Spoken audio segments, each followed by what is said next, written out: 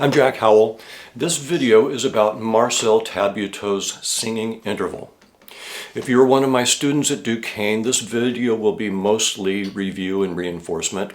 If not, and if you've never heard of Marcel Tabuteau's singing interval, it may change your life. It certainly did mine. We should think of the singing interval as both a concept and a technique. Music is a language. When we speak, like we're speaking now, we seamlessly connect syllables in a word and words in a sentence. When we play music, we must seamlessly connect notes in an interval and intervals in a phrase. The more skillfully and vocally a musician can play legato intervals, the more likely that player is to be employed, all other things being equal. The importance of the singing legato interval is one of the reasons why excerpts like Brahms 3 and Schubert Unfinished are on every audition list. Stick with me on this language analogy. Most of us begin music lessons by learning notes. Just as in school, we begin learning to read by learning letters. On clarinet, we learn that this is a C. We learn this is an E. We learn that this, no fingers, is a G. Push this little button and we got an A. Now,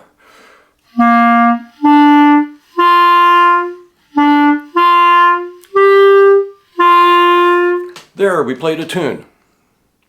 Well, it's a start. Like the reader who has learned how to sound out words.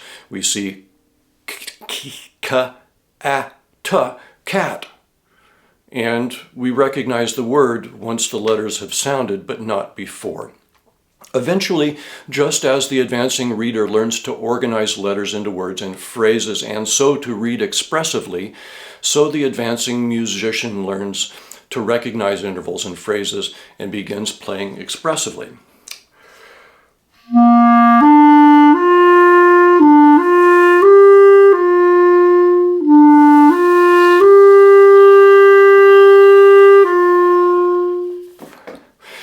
Well, how? How does that happen? Just as with speech, we listen and we practice. As we improve, our teacher may tell us to play more smoothly, to maintain steady air support, to eliminate gaps between notes. We listen to great players and we strive to adopt their singing styles. But unless we find the right instruction, our smoother playing often results from more skillfully adding energy or adding embouchure tension to notes as they arrive. At this point, we're still playing notes rather than intervals, just concealing it better. If you watch yourself in the mirror while you're playing and you see your shoulders shrug or you see your embouchure shift or your head move as you play an interval, that's what you're doing. If you find yourself flinching or double clutching when playing intervals into the altissimo, you're playing notes, not intervals. I might see something like this.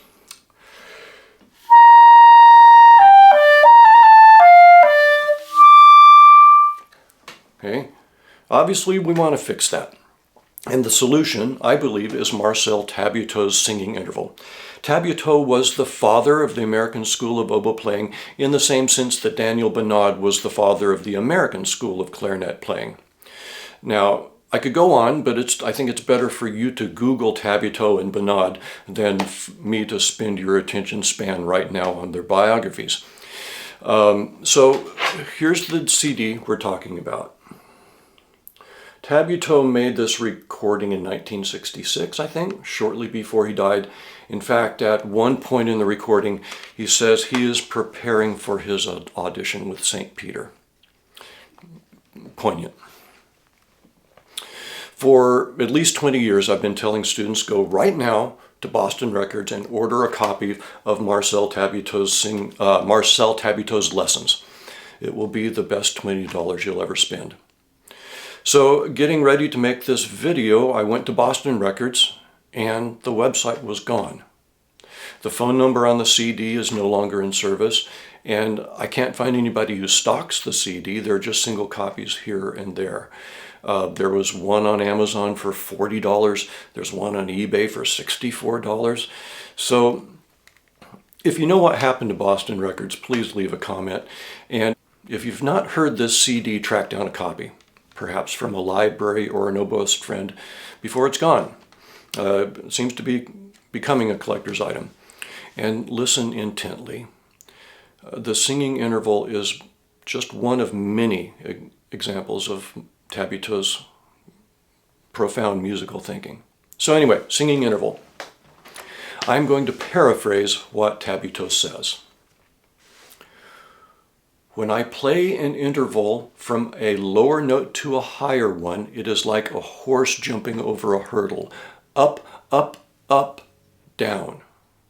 The lower note is up, up, up. The higher note is the landing. I increase the energy of the lower note to the level of the higher note. The last up is at the level of the higher note. There's no more work to be done. And when I go from a higher note to a lower one, I do exactly the same thing. Seems pretty simple. But most of the students who arrive at Duquesne don't do it, even ones who play really musically. In the same situation that Tabuteau describes, playing from a lower to a higher note, they'll play the lower note at about the right level of energy, and then at the exact instant the note changes, they'll try to add exactly the right amount of energy to arrive at the upper note smoothly without overshooting and having the upper note burp out, or undershooting and having the upper note not speak. The ability of the student and the difficulty of the interval taken into account, there's a roughly equal chance of all three things happening. The singing interval provides a greater margin for error than the just enough, just in time method. Invest your energy in the lower note, then relax into the upper note. Now, different instruments do things differently, so we have to interpret what Tabuteau says according to the clarinet. When I think up, up, up, I feel where the airstream and oral cavity must be for the higher note to ring in tune. And I put them there as the higher note approaches. I increase energy in the lower note by focusing and supporting the airstream, not by constricting the embouchure. Then I relax. If you are an active embouchure rather than an active airstream player, thinking up, up, up may mean something different to you. It certainly will mean something different if you're a flutist or a bassoonist. But however and whatever you play, if you are unable to make a note speak consistently or smoothly, I guarantee you that the remedy lies in the previous note. Think up on that previous note, then down. Maintain the airstream. If the work has been done, the note will speak. If you have a habit on the clarinet of stopping the air and pinching the reed to make notes speak, breaking that habit may take some work. But the singing interval is the path. Perfect the singing interval on easy intervals, then gradually extend your compass. The more you believe in this concept, the more opportunities you will find to employ it.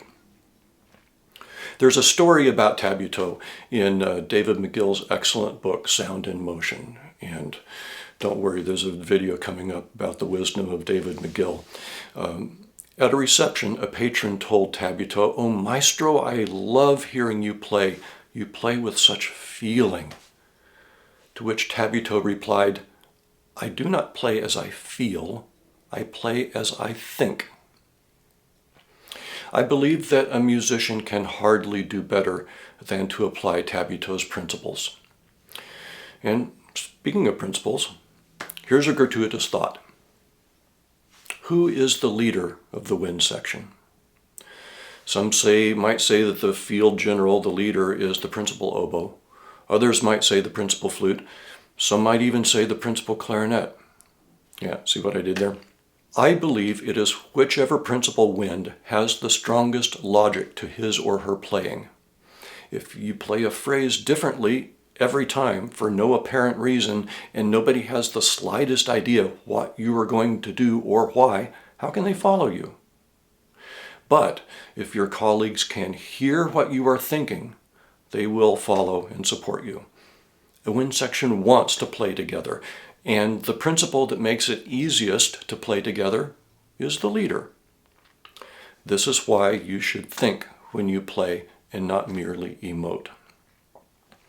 So I will leave you with Maestro Tabuteau's parting words on his CD. And now, my dear friends, do not tell my secrets to anyone, especially not to conductors. Let them think it was their magic hands that did the trick. Oh, oh, oh, oh. Go get Zim. There. That concludes the musical portion of the program. And if you've made it this far, I've got a bit of explaining to do. I started making videos for a very small audience, namely my students, present, past, and future, to provide supplementary learning materials that would be available anytime, anywhere. I suppose I was kind of inspired by Marcel Tabuteau's recording, although I would in no way compare myself to him. When I started, I knew nothing about how YouTube works. Obviously, I knew nothing about video production, and while I sort of hoped that my observations might be helpful to other musicians outside my studio, I didn't realize how little attention a video needs to get in order for YouTube to fill it with ads, or how little control I have over it.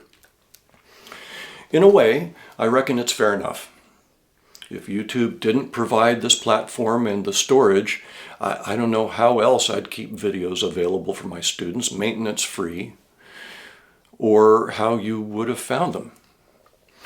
If I were able to turn ads off, I'm pretty sure the algorithm would deep six my videos and you wouldn't be here. It's how the game works. But today, I went back and I watched one of my own videos, and there was an ad at the beginning, and in the space of a 10-minute video, there were 3 ads. I was kind of horrified.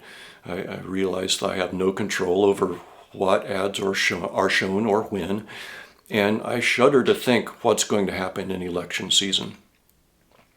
But I also felt the horns of the dilemma.